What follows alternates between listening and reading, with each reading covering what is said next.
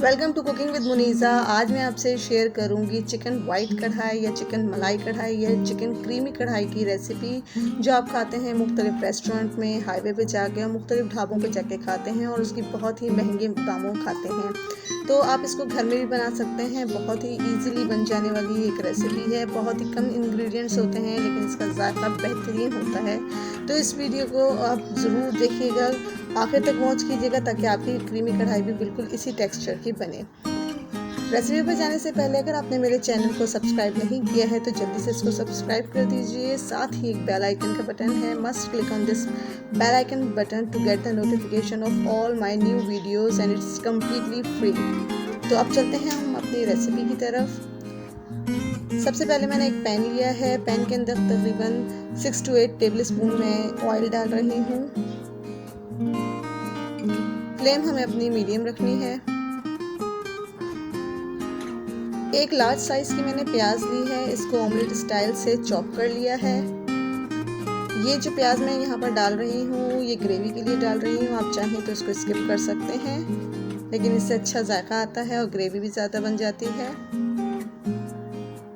ये प्याज मैं तेल में डाल रही हूँ, उसको जस्ट सौते करना है हमें, यानी सॉफ्ट करना है इसको। मीडियम फ्लेम पे ही हम इसको कवर कर देंगे तकरीबन 2 मिनट के लिए।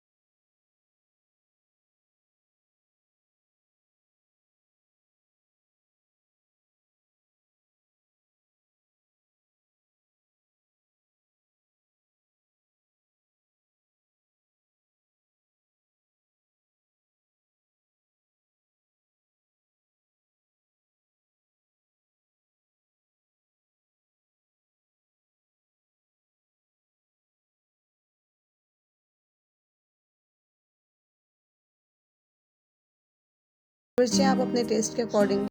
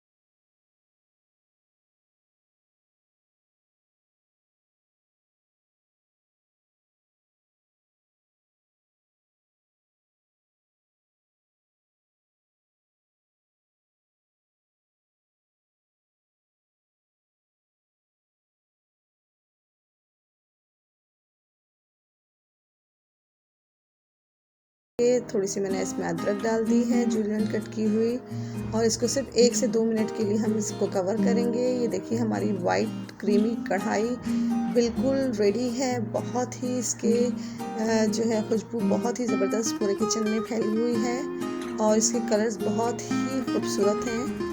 और उम्मीद करती हूँ कि आपको ये रेस्टोरेंट जैसी वाइट क्रीमी कढ़ाई पसंद आई होगी। वीडियो को थम्स अप ज़रूर कीजिएगा and do share this recipe with your family and friends and do write your comments. I always wait for your comments. Till next recipe, take care.